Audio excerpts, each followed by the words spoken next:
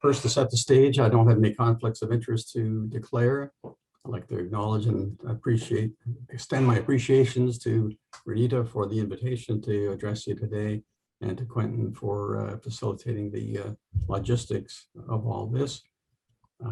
They've warned me in advance that the target audience here are neuroscience clinicians and researchers, so I won't make any assumptions about people being in rehabilitation.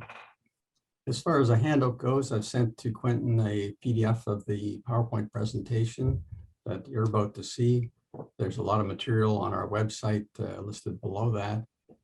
And also, as Quentin said in the chat box, this meeting is being recorded, and so that will be available to anyone who couldn't make this session or would like to send it to someone else. So my objectives for the session are listed here. By the end of it, I'd like you to be able to describe the benefits and problems of wheelchair use, the steps in wheelchair provision, the steps in the wheelchair provision process, of which there are 8, a free online resource, the Wheelchair Skills Program, the extent of supporting research evidence, there's lots, and how to implement assessment and training protocols in your own settings. So let's get to it. Excuse me. This is just a figure based on the International Classification of Function.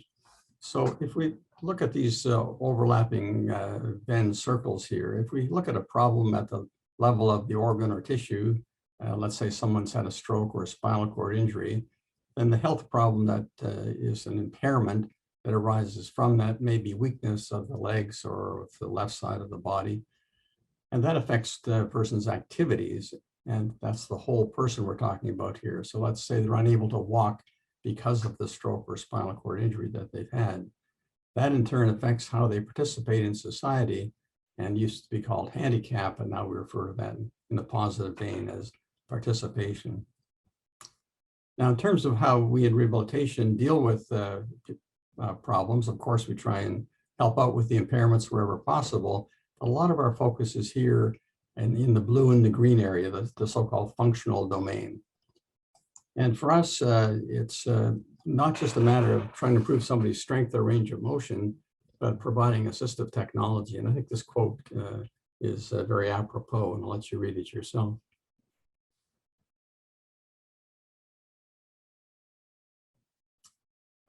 Of the technologies that are available for people who have mobility problems getting around, the wheelchair is arguably the single most important rehab intervention that we have. It's certainly we don't like to see terminology like this used. People who are wheelchair bound or confined to a wheelchair, we tend to think of them as wheelchair enabled or wheelchair mobile rather than the terms listed here. So in terms of the benefits and problems of wheelchairs, the benefits on the left and the problems on the right, there's research evidence for all of the bullets there and more, but I'll just run through these ones briefly without providing any supporting evidence. Mobility is fairly obvious. The capacity or ability to get around in one's world. There's also been documentation that to the extent that caregiver burden is reduced by people being independent in their mobility, placement in long-term care facilities is reduced, and people are better able to participate in society, for instance, attending jobs or school or recreational events. However, wheelchairs are not without their problems. Many of them are not prescribed properly, so they're a poor fit. Most of them require repair because they're used for up to 14 hours a day. So it's quite a high proportion of people within the first 6 months of receiving their chair require repairs. And when they're being repaired, of course, they're without their wheels, as it were, and unable to get around. Overuse injuries are a problem for people who are manual wheelchair users, and acute injuries are common as well, people tipping over or falling from their chairs. So how can we sort of tip the balance in favor of the benefits and to reduce the problems? There are 3 broad categories listed at the bottom. Better accessibility, obviously, if there were fewer obstacles out there in the real world, there would be less problem in using your wheelchair. Better wheelchair design, and that's improving all the time. And finally, better wheelchair service delivery. And it's on this third option that we're going to be focusing our talks today. In 2008, the World Health Organization published their guidelines on the provision of manual wheelchairs in less resource settings. It's a misnomer because these guidelines apply to any setting, not just less resourced ones. This has become the sort of standard approach to wheelchair service delivery. And arising out of that initial work, there have been a number of subsequent training packages that have been developed by the WHO, and all of these materials, the 4 on this page and the one on the previous slide, are all readily available online and can be downloaded for free. There's lots of excellent material for patients and for caregivers and providers, I should say. So I alluded to the 8 steps of wheelchair service delivery as proposed by the World Health Organization, and they're listed here. I'll just give you a moment to read through those.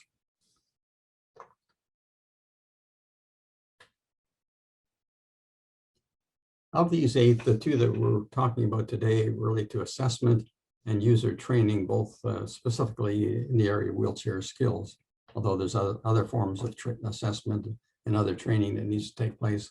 We're focusing on the wheelchair skills aspect today. The Wheelchair Skills Program first began in 1996, and it's been evolving since that time. The website is shown at the top. From the standpoint of the 2 components, the assessment and the training, the assessment is the wheelchair skills test and its questionnaire version, and the training is the wheelchair skills training program. We're going to talk about each in turn, and I'm going to try and familiarize you with the website as we go along. So if you were to go to the website and go over here on the left side in the menu and click on Skills Manual and Forms, and then you would come to this page, and if you clicked on the manual, you'd come up with this 326-page long manual, which is sort of a reference manual for wheelchair skills issues. This is version 5.2, that's 5.1, excuse me, 5.2 should be online within the next couple of months. As you can see, we've got a fairly hefty editorial committee from that's international, and we've also got a couple of subcommittees dealing with pediatric issues and low resource settings issues.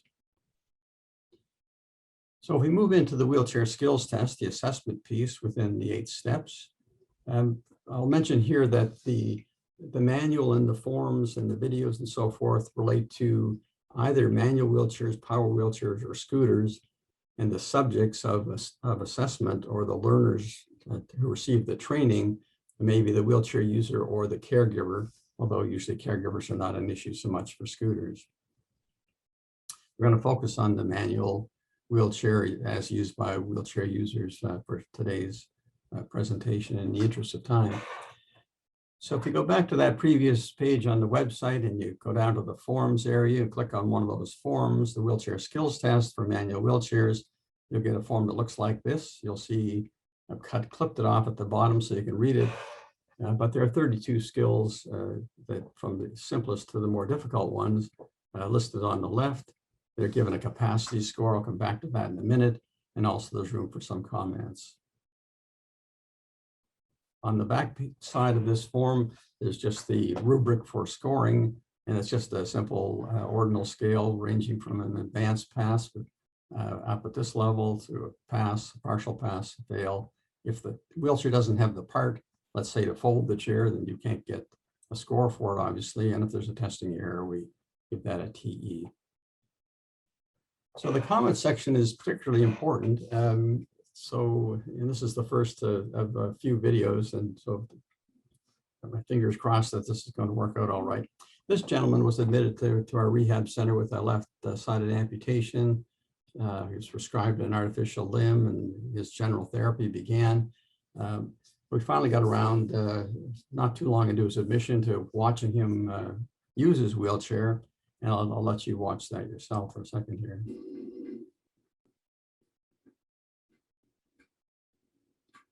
And it takes about 5 seconds to figure out this gentleman has Parkinsonism. This is the equivalent of somebody walking with Marsha Petitpas. He's rolling a Petitpas, and we ended up publishing this as a case report down at the bottom. So this completely changed the focus of his rehabilitation's 5 seconds of observation. So instead of the artificial limb, instead of the manual wheelchair, we got him on some anti-Parkinson medications. We put him in a power wheelchair, and the whole direction just changed on a dime just by looking at that aspect of things. The comment section is also useful for training. This young lady has meningomyelocele. She's a wheelchair user for several years. We've got her going over one of our versions of the soft surface with sand over here and gravel here.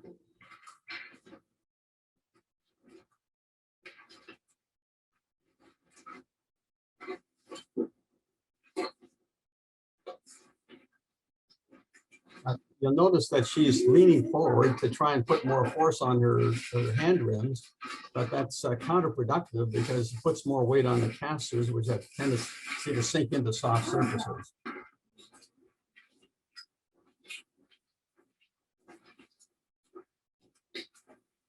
So that comment would be that she needs to lean back, the training tip that is going to be given to her as part of the training. So there's a couple of examples of how the comments can be particularly useful in the wheelchair skills test.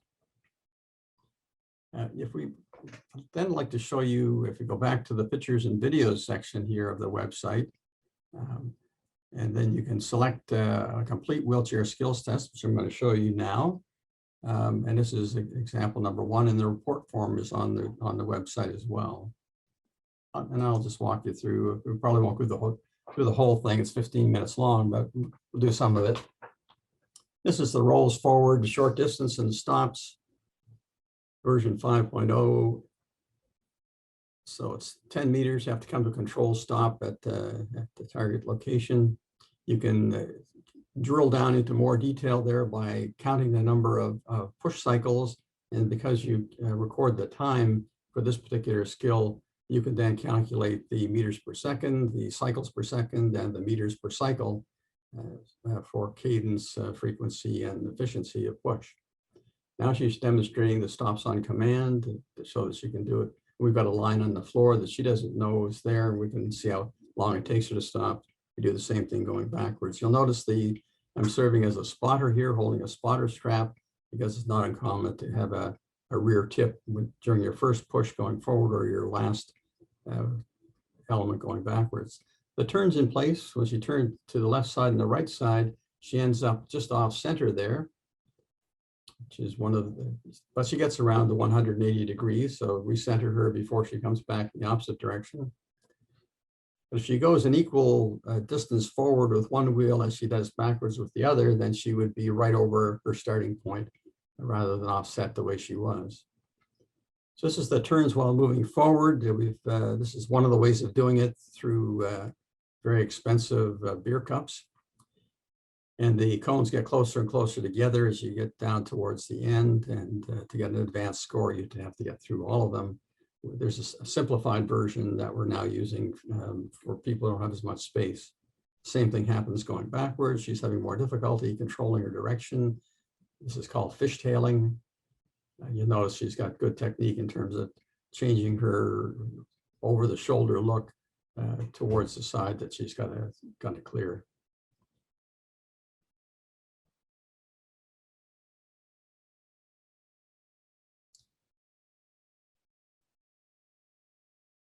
This all takes place in our mobility center. All of this thing, which is a 2,400 square foot indoor obstacle course that we use. The maneuver sideways skill is shown here in as little space as possible forward and back. She parallel parks over close to the obstacle to the left and then comes back to the original position. She's taking more steps than we're happy with, so she would only get probably a 2 score on this because there's room for improvement. We look to make these a little more efficient. And picking objects from the floor, there's 3 of them. There's a coin, a pen, and a cell phone. And she's allowed to move the chair as much as she wants. She's leaning to the side, so we don't have any problems with that. If she's leaning straight forward, we'd want the casters to be trailing in the forward direction as they're shown here.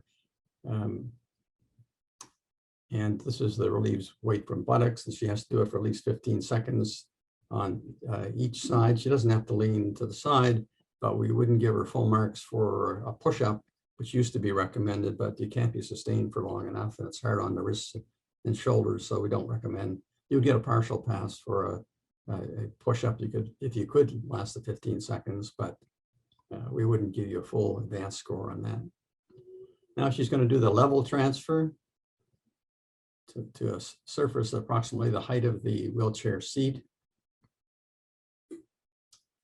Already we can see a little bit of a problem there. She hasn't swung her casters around the forward trailing position, but she didn't tip the chair forward even though she had her feet on the footrest.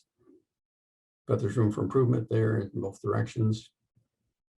Pretty good. She moves her head down when she wants her hips to go up and backwards, so it's good technique from that standpoint.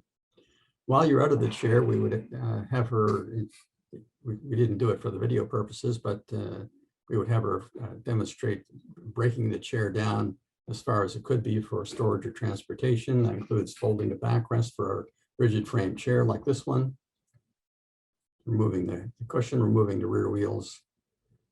So that's all set to move into a car.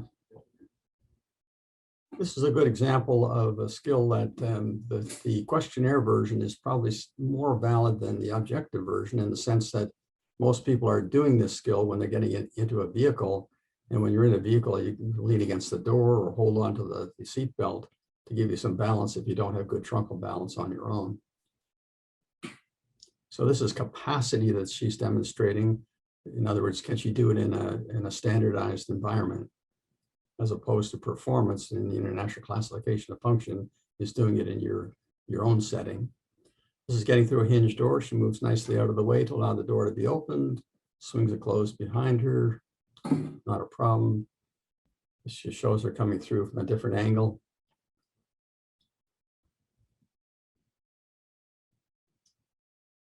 You would lose points if you put your finger between the door because that's kind of a dangerous thing to do. As far as getting pinched and coming through from the other direction, again, seen from the two directions. And just swinging it closed is fine, but you can also come back and close it afterwards. So she'd get a 3 for that. Rolling a longer distance, this is 50 meters. That's another chance to look at her technique here, which I didn't comment on in the very first skill. She's taking nice long strokes, initially grabbing the hand rims behind top dead center. If we look at the right wheel as the hands of a clock, we expect the hands to go on at about 11 o'clock and to stay on until about 2 o'clock with a little bit of a forward lean. That's a 90-degree contact angle, which is considered good. She's recovering over the top of the wheels, sort of a single limb loop over the top or an arc recovery. And it's generally recommended that you allow your hands to recover below the level of the hand rims, although there's some recent evidence suggesting maybe that's not that big a deal. Going up an incline, this is a 2-code ramp of 5 degrees, one inch rise in 12. And in coming down, we have a stop as well to demonstrate control. We don't want runaway. She leaned forward nicely when she was going up. You'll see it on the steeper incline, which is 10 degrees instead of 5. She had a little transient tip there. You probably heard the sound even if you didn't see it. And again, coming down, she has to be able to stop and demonstrate her control in that way. She should be leaning back a bit more, keep weight on the uphill wheels so they don't slide. And then she proceeds. Notice the spotter's hand in front of the shoulder, as well as holding onto the spotter strap in case she came to a sudden stop and pitched forward. This is the cross slope. She has to get across it without drifting downhill more than 10 centimeters from the starting position. It's done to the left and right. Not very asymmetrical in someone simulating paraplegia like this therapist, but for someone with hemiplegia, this is a big deal. They can often go in one direction, but not in the other because of downhill turning tendency of the wheelchair, which relates to how far forward the center of gravity is from the rear wheel. This is getting over the soft surface. We like to see the casters at least unweighted. They don't have to get right off the surface there. It's just a short distance. Getting over an obstacle, she's doing the moving approach, so she pops her casters and leans forward to get the rear wheels over. The same for the gap. Coast, pop, and lean are the 3 cues that we use for training purposes. The same technique for getting up a low curb. Notice the hand positions of the spotter is changed to be beside the push handles here, because the big danger is a sideways tip on curbs, and we get them started at the low curb, even though that's not as big a deal there. But for the higher curb, the sideways tip can be very hard to spot because you never know which side it's going to be. You usually need a fairly long bit of momentum here to achieve this one, which she does very nicely. But again, it's the same technique, coast, pop, and lean. You can see how they build on the previous skills. Coming down the high curb, she's allowed to do it in the backward direction. She should keep moving, which she does. If she was to come to a sudden stop, she'd tip over backwards. Now there's the chair to ground transfer. Again, see how she's orienting her casters in the forward trailing position before putting on her brakes. There's many different techniques for doing this, but she's just using the fairly common sideways technique, not unlike the sideways technique she used for her level transfer. Notice the hips versus head action going on there. When somebody's out of the chair for training purposes, we ask them to take their cushion off and get on top of it, both to protect the buttocks, of course, but it has the other biomechanical advantage that it raises the floor by 5 centimeters, if that's the width of your thickness of your cushion, and it also lowers your target area by 5 centimeters. So you've made a 10 centimeter change in the height you have to get up from by simply taking the cushion off and sitting on it. We don't expect them to put the cushion back on while sitting in the chair. We're assuming that they can go somewhere else to be able to do that. Getting back into the chair is often after falling out of it, and so it's kind of a safety thing. The stationary wheelie, she's leaning a little bit too far forward with her trunk, which means she has to get her casters farther off the floor. We do this the same over that green cross on the floor. She has to last 30 seconds. Gentle forward and back movement of her hands, the so-called proactive balance strategy. A little room for improvement there just with her posture. And she's just a little bit jerkier than she should be. So probably a level 2. In addition to being able to do a wheelie, it's often useful for turning in tight spaces. You're allowed more than one attempt, but you can't get an advanced score if you take more than one attempt. So she would get at best a 2 for this, but she does make it around. It's a little jerky, so that would be a 2. And notice she moves a bit to one side, just as we talked about earlier. Now she's got to come back in the opposite direction.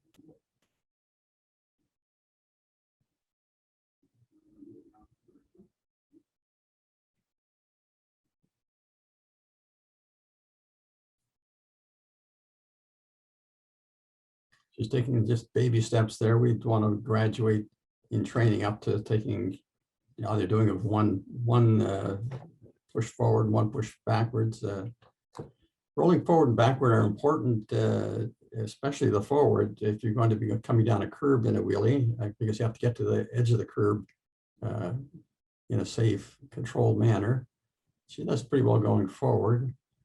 Going backwards can be useful in the bathroom. Let's say you're trying to get out of your bathroom and there's got a towel on the floor. By popping your wheels up and backing up, you don't have to usually back quite as far backwards as we have listed here, but you get the idea.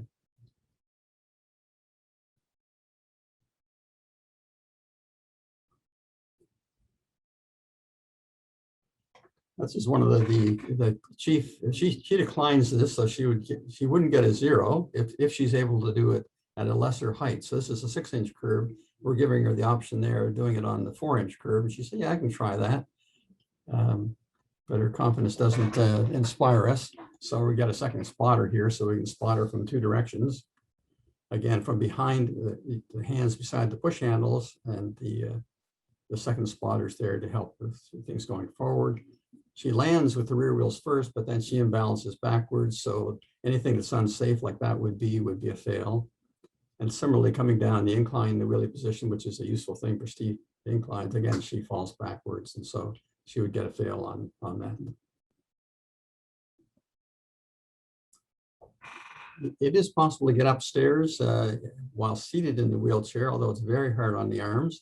We do teach it for people who want to learn it, but we don't recommend it. And we recommend that if people have the time, it's not an emergency escape procedure here, that they get out of the chair. So they transfer over to from the chair to the stair. and then just proceed up on their bum, bringing the chair with them as they go. They can either come down the same way, or they can come down facing up the stairs. That's a fairly safe skill, a very safe skill, not fairly.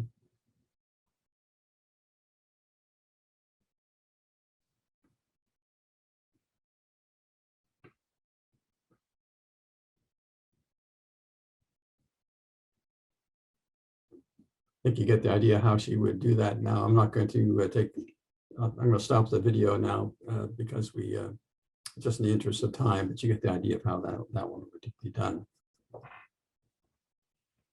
Okay, good, thank you. So if we go back to the website, and if you look at these couple of symbols at the bottom, of course, we have a Facebook page. Who doesn't these days? And if you want to follow us for any new publications or course announcements and so forth, that would be the place to do it. But there's also a little symbol down here for a YouTube channel. So if you were to click on that, then you'd come up with the Wheelchair Skills Program YouTube channel. If you would like to subscribe, you just do it over towards here, and then you'd be sent a notification anytime a new video is posted on our YouTube channel.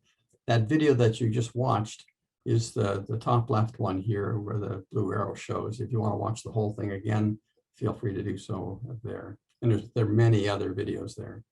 We've moved really all of our videos over onto the YouTube channel because it's more searchable without having to go through our website.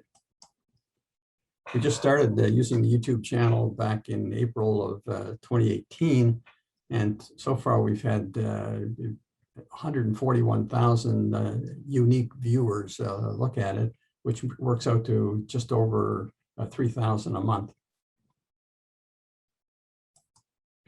So if we go back to the website, we'll go down to the forms. I've moved down here to the Wheelchair Skills Test questionnaire. The Wheelchair Skills Test was up top here. Now we've got the questionnaire. You can either look at a form or the script. So I'm just going to show you the script because you've already seen something like the form. So if you want to pass this to someone or send it to them at their home or use it for research purposes, they can just complete it on their own. But instead of just having capacity as we had for the Wheelchair Skills Test, now we can ask more things. Not just can they do it in their own setting, so that would make it performance rather than capacity, but how confident are they? Self-efficacy. Sometimes people say, yes, I can do it well, but they're not that confident. And so you see some room for improvement there as a goal for training. In terms of how often they do it, they've been informed a little earlier on page 1 of what that means. And always when they need or want to be able to do it, usually when they need or want to be able to do it or never. So the questionnaire version is available too. As far as total scores go, and that's really only of much use for research purposes. We don't tend to calculate them for simple clinical use. But for the Wheelchair Skills Test, you can calculate a total percentage capacity score, the total score that they get or the total possible.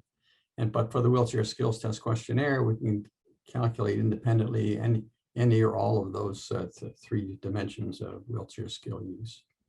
So I've told you a lot about what the wheelchair skills assessment procedures are, but what's the evidence? I'm not going to bore you too much with this, but I'll send you back to the publications and impact page on the website. If you click on that, you come up with some dynamic links, which are automatic searches. So if you were to click on this link up here, which I did 2 days ago, you would find 97 separate papers that were either about the wheelchair skills test or questionnaire or had used it as an outcome measure.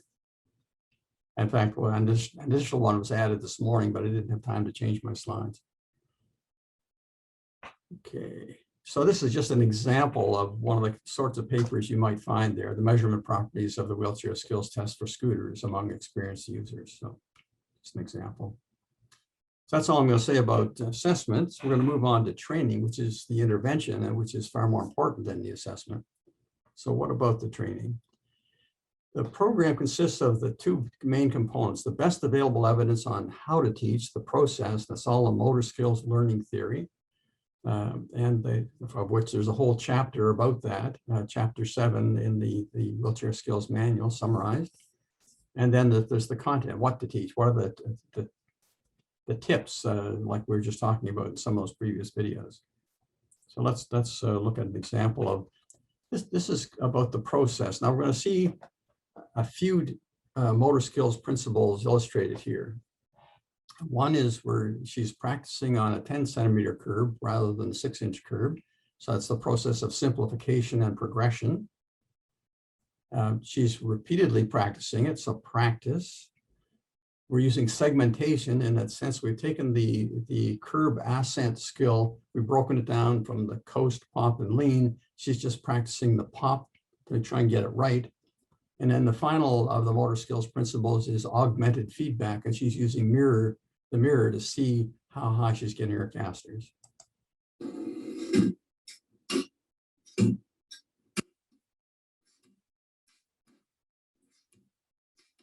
So that's an example of process. There's several examples of process. This is an example of content. It was a video that we took when we were visiting the Spinal Injury Center in Kathmandu, Nepal a few years ago. This is a peer trainer. He's very talented. He's coming down a curb in a wheelie position.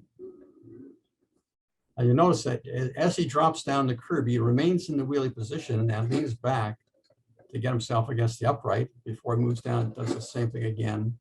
And that's just as good technique as you can imagine for the wheelie descent of curbs. This is hard to spot, so we don't start teaching that one right off the bat. Just at a more simple level of care, this is a gentleman who uses foot propulsion due to a stroke. And he's trying to get up an incline, and if you try and do that forward using one hand and one leg, it is extremely difficult. Try it yourself. If you think it looks easy, it's not. But if you turn around backwards, it's possible to do just with the foot and not even using the hand, because it's much easier to push with the foot than it is to pull with it. We published that comparison back in 2013. Rebecca Charbonneau was the resident whose project that was. Oopsie daisy. So moving on to what's the evidence for that? Well, you're not surprised that I'm going to go back to the website here, go to the publications and impact page. And instead of clicking this one for the wheelchair skills testing, click this one on the wheelchair skills training program. And as of 2 days ago, there were 60 papers there about that. Now you're familiar with the levels of evidence pyramid as shown here. And there's all sorts of, those 60 papers consist of everything that's published in PubMed, that is. But at the top of the heap, short of systematic reviews, are randomized controlled trials, and there are 16 of them about the wheelchair skills training program at last record, and two systematic reviews. And I'm just going to tell you a little bit about one of those, the one we published back in 2018, shown here. And I'll jump right down to one of the forest plots here. So there were only 13 RCTs when we did this systematic review and that analysis. That's all that's included here. Yeah, the subsequent 3 are similar. And if you look at the overall forest plot, you'll see there is a net positive effect. Not every study showed a positive effect, but a net positive effect down here overall. If you parse it out into the experienced users and the new users, even experienced users had a net positive there, but experienced users especially so. So you want to get people early to the extent that you can, but even experienced users often have things that they need to improve upon, especially if their situation has changed. They've gained weight, they've aged, and so forth. They've identified some new problem they have that needs to be dealt with. In addition to the evidence pyramid that I showed a moment ago, which is the classic one, or the most current one, the Kirkpatrick levels are somewhat different, and they have to do with what sort of evidence there is. Is it just that people are satisfied that they like the training, or do we just demonstrate we can improve their skills, or do we actually change their behavior? This is capacity, this is performance. And was there an impact? Was there any effect on their participation level, for instance? And there is a growing number of studies that show this, and I'm not going to go through them all, but I will go through one of them. This is one we published just in 2019. And it's based on over 800 wheelchair users living in Kenya or the Philippines. And it was a questionnaire-based study. And I know this slide is busy, but humor me for a minute here. So, and these are odds ratios we're showing here around the center lines in each case. On the left side, these are the services that might have been received, and they're based on those 8 WHO steps, and sort of broken down into sub-steps. And across the horizontal here are 4 impact level outcomes: daily wheelchair use, outdoor independent wheelchair use, independent ADLs, absence of serious falls, and a composite. If you had 3 or more of those positive outcomes, you get this positive one here.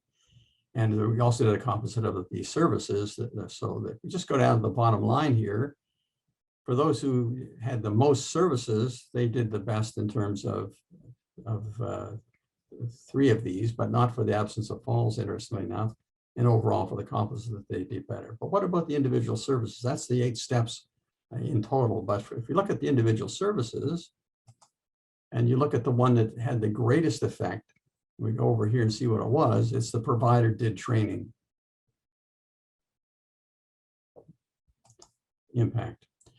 So as you can see from what I've shown in the videos and otherwise, this is a very low-tech, high-impact intervention. And we didn't make up that phrase. A gentleman from the WHO did, but we kind of liked it. So we've used the term quite a lot. We try and stay true to the low-tech side of it. But in terms of being low-tech, it has allowed us to send members of our team to various places around the world, more and less resource settings. And these are some of the countries that we've been in at least once and sometimes more than once.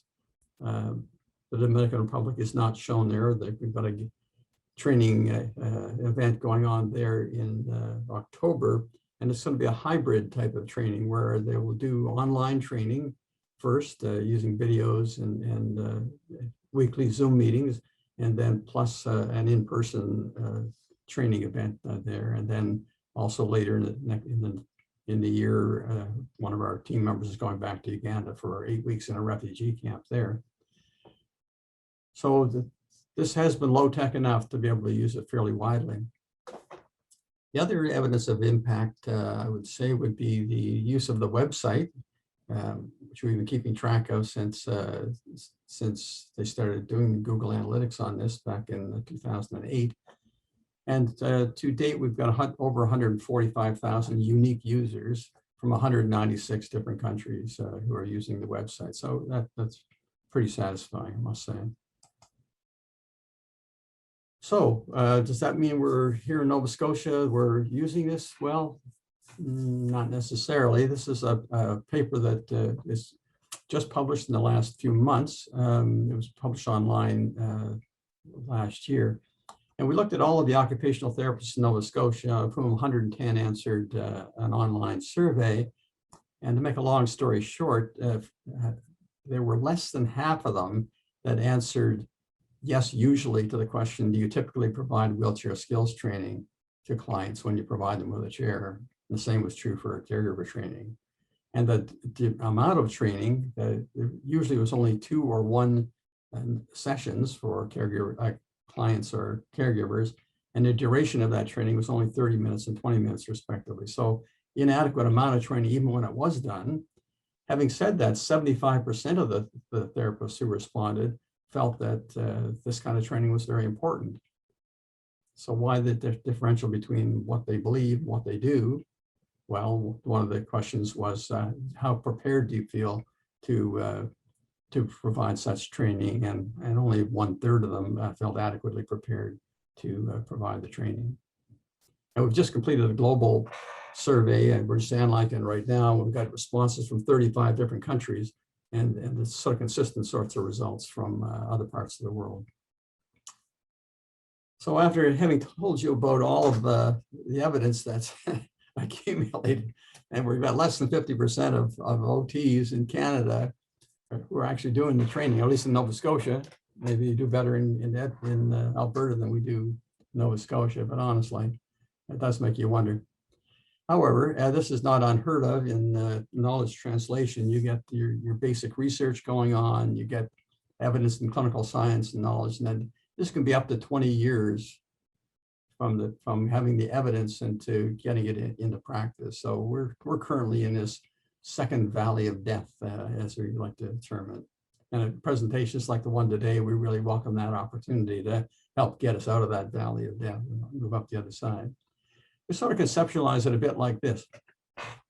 If this is sort of the current state of knowledge translation, and the size of this circle is all of the evidence that's available for anything, and then there's a period of time goes by, as I say, let's say 20 years, until some of it gets implemented. Maybe not all of it, but some of it.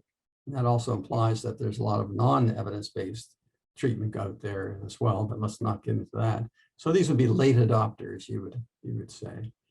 So this would be a better situation if everything that there was evidence for got implemented, and if it happened sooner. So that would be an early adopter.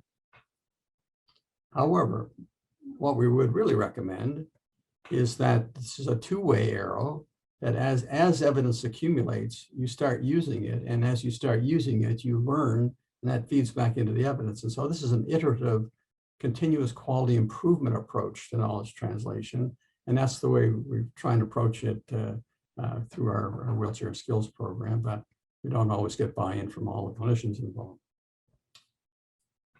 So as I think I've made clear, this whole area of wheelchair skills assessment and training is in a state of evolution.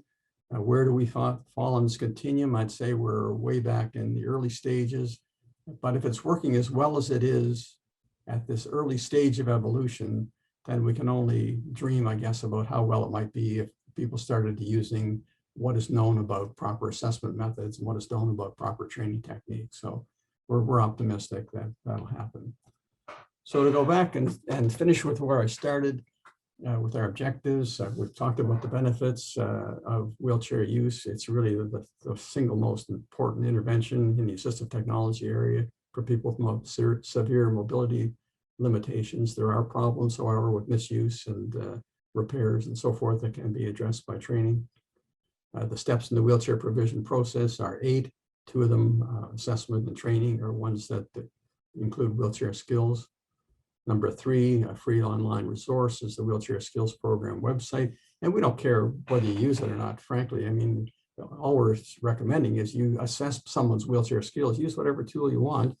You train the wheelchair skills if they need it. And you train not only the person, but the caregiver. And you use whatever techniques you want to use for that. But all we're doing is providing a resource that can be used if you wish to use it. Item 4, the extent of supporting research evidence. As I mentioned, 97 papers supporting the assessment protocols and 60 papers supporting the training protocol. And as far as how to implement these things in your own setting, it's really just get started. You don't need any equipment. All you need is an interested therapist, an interested patient and caregiver, and you can begin really this afternoon. I will finish there and encourage you to get yourself a fresh coat of paint on whatever you're doing, and I'll stop sharing. Be happy to take any questions. That's fantastic. Thanks so much for the excellent talk. And I think the videos are very helpful for people who haven't, even seen some of these skills before or heard of the wheelchair skills program. So really appreciate it. And I'll admit I had some bias in asking Dr. Kirby to present to us here in Calgary. So we're actually, from my understanding, the only academic rehab center in all of Canada that isn't incorporating sort of a wheelchair skills training program formally, and we don't have that set up in place. And we're looking at, over the next few years, building something like that at the Fanning Center and possibly other other rehab centers here. So I think what Dr. Kirby didn't necessarily emphasize, but I think is important for people to know in rehab and neurology and neurosurgery, is that wheelchair related injuries are common. Upper limb injuries, tips and falls, potentially leading to brain injuries, even death. It's a serious thing that, we're not necessarily preventing in our patients right now. And I think we could be doing a lot better job here in Calgary. So I'll open it up to any questions. If you have any, feel free to just unmute or type it in the chat. You didn't pose it as a question, Renita, but I'll give it as an answer. In terms of the incidence of injuries, somewhere between, depending on the paper you're looking at, somewhere between 5 and 15% of manual wheelchair users injure themselves every year. And that's cumulative. So if you're in your wheelchair for 10 years, you've got a 100% chance of having an injury due to a tip or a fall from your wheelchair. And we published a number of papers on this back in the 80s and 90s, and including a series of 770 deaths related to wheelchair injuries in the US.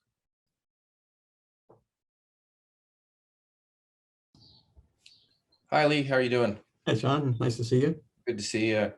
You know, the last paper that you presented reminds me of a lot of things that we do in rehab, where there's good evidence for things, and sometimes it's hard to get the clinicians to uptick. I mean, there's a lot of things in medicine like that, but given you just published on that, I suspect you've given it some thoughts and might be able to give us some advice here in terms of reaching our clinical teams and how we might get them to embrace a little more wheelchair training. It sounds like Renita's already starting to break through with our Care West group over at the Fanning, but any sage advice? Sure.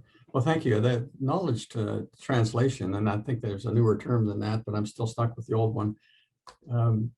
That's become a whole science in itself. I mean, there are people who that's what they do is, and we have had the CIHR grant based out of trying to implement the process at the rehab center in Vancouver. It includes identifying clinical champions, doing the training, all those sorts of things, and yet it still is difficult. You need all of those things, but I think you also need policy. I think administrative support is, so it's not just an option so that somebody can say, well, I've got time, or, you know, I'd like to, but, you know, there's always buts, and the barriers and facilitators are in that paper. That didn't get into them, but I think short of a policy saying this is what you must do, I don't think you're going to get there. Now, Ontario is a good example. Their spinal injuries consortium, there are 5 different centers, has agreed, and they publish work on this. They've agreed on what their key indicators are during initial rehabilitation for spinal cord injury.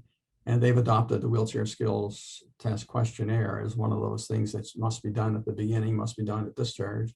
And so they're implementing that across the province as a policy within those centers. And I think that it'll be interesting to see whether that's a successful intervention. All right. Thank you very much. Thank you. Thanks. And Dr. Kirby, it looks like there's a question from Dr. Patry. Would you recommend helmet use in wheelchair users? Helmet use? Yeah. Perhaps when might you? Sure. No. I think they already stand out enough for everyday use. I don't think that's necessary. I think if the wheelchair's designed properly and fitted properly, they've got anti-tippers and those sorts of things. And if they're trained in its use, the use should be reasonably safe.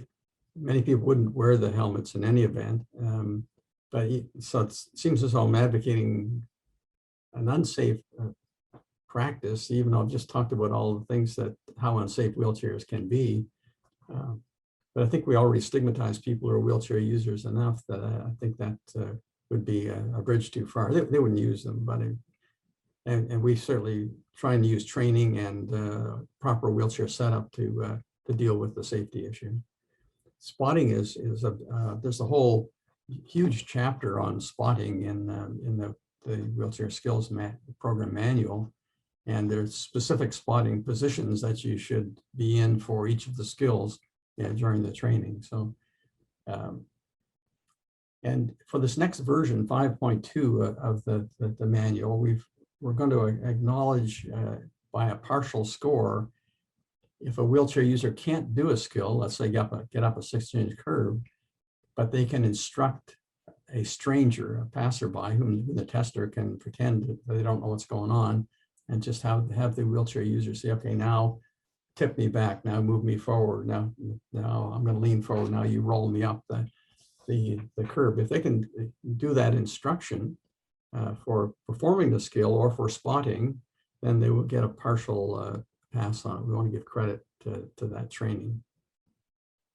So I think that's a training approach and a wheelchair design rather than a helmet one. Thanks. Yeah, I would say in acute care early in rehab, if patients have a craniectomy, that might be the only time that we will have them wear a helmet. And then the other big issue that I see a lot in practice is wheelchair users who should be wearing seatbelts who don't, but that might be a separate discussion. I think Dr. Bossiut, who is actually a postdoctoral fellow from Europe, who's doing a project here, who's done her whole thesis on shoulder pain in wheelchair users with paraplegia. She has a question for us. Yeah, thank you. Thank you, Anita. Thanks for the talk. I really enjoyed it. I was wondering about the implementation when you said, well, you've been in multiple countries that are implementing. I was wondering if the implementation, if you experienced that you need different strategies to improve that depending on, for example, because high-income countries actually have the resources, actually don't need a lot of resources for the wheelchair skills program, but do you see any different problems based on where you want to implement it? No, your point is well taken. The local context is fairly key. Our team member Amira Tawashi, who's the one going to the refugee camp for the second time in Uganda in the winter coming up, you really have to adapt, obviously, to the manpower you've got and so forth. The obstacles themselves, we've got this nice obstacle course that's indoors that we use, but we also take people outside because all of those things, inclines, curbs, rough surfaces, they're all available within a half a kilometer of almost anywhere. We go to all these conferences, and the day before we give a workshop, we just walk to a 45-minute walk around, say, okay, we'll use that, we'll use that, we'll use that. And we've got all the obstacles we need. So that's not an issue. And the techniques are all ones that can be used in a low income setting. So there's really no excuse except for not enough manpower or not enough manpower time for not doing it. Like so, for instance, Amira has been on a number of a number of wheelchair provision missions where in a course of 5 days, they've distributed 250 wheelchairs. Well, clearly, you know, that's just crazy overload. You know, you can't get the eight steps of the WHO in a situation like that. But what we are trying to do for those distribution settings is to set up a station. So there's the fitting station and the training station before they head out the door, and you just keep pounding people through over the 5 days. And would you then say that the reason why it's still hard to get it overall implemented are actually the same regardless of the resources of the country? Yeah, it's resource dependent, no question about that. In many parts of in North America and in many parts of the world, occupational therapists take the lead on this sort of thing, but in some other areas there aren't occupational therapists, and physiotherapists take the lead, and even in some areas, people in prosthetics and orthotics are the testers and trainers. One promising area is peer trainers. I think it's unfortunate if we just take advantage of them as volunteers. I think if we're going to use them, we should be paying them to do it, and they should get the same sort of training, because someone with paraplegia may do a great job of training someone else with paraplegia, but when they encounter somebody with tetraplegia or stroke, then their experiences are not quite as valuable. But peer trainers are a good opportunity to do that, and some less resource settings use them extensively. Okay, thank you. Thank you. I think we have time for a question from Dr. Conliffe. Hi there. Thanks for the presentation today. I'm just wondering if you have any plans to expand the assessment and training resources for the emerging use of power assist chairs, and if so, how and what key things will be part of it? Sure. Yes. Well, you can currently use it. We just did one about 2 weeks ago. So we provide all of our forms and our manual in Word format so that people can cut and paste as they wish. So for instance, for a power assist chair, all of the skills for manual chair would be on the form, but also there's a few of the power skills that would also be added in, such as, you know, turning it on and off and changing between modes and so forth, and battery charging. So we just encourage people to use it's sort of a misnomer to say that the wheelchair skills test is a test. It's really, for manual wheelchairs, it's a set of 32 individual test is what it is. And so use the ones that make sense for that particular patient that you're looking at. Yeah, it's very useful for the power assists. Thanks. Maybe we have time for one more question. So KCILO asks, are there modifications for people with quadriplegia, or are they judged on the same scale? They're judged on the same scale because we don't have smaller curbs out there in the community just because of your level of injury. However, so they might get a 0 as far as getting up a high curb. But now with the new version, new scoring criteria coming in version 5.2, if they could instruct a stranger to get them up that curb, they would get a partial pass for that. So there would be some benefit to training even on a difficult skill like that, and some benefit to training them and some benefit for your program and your therapist that they could show that their intervention caused an increase in the score.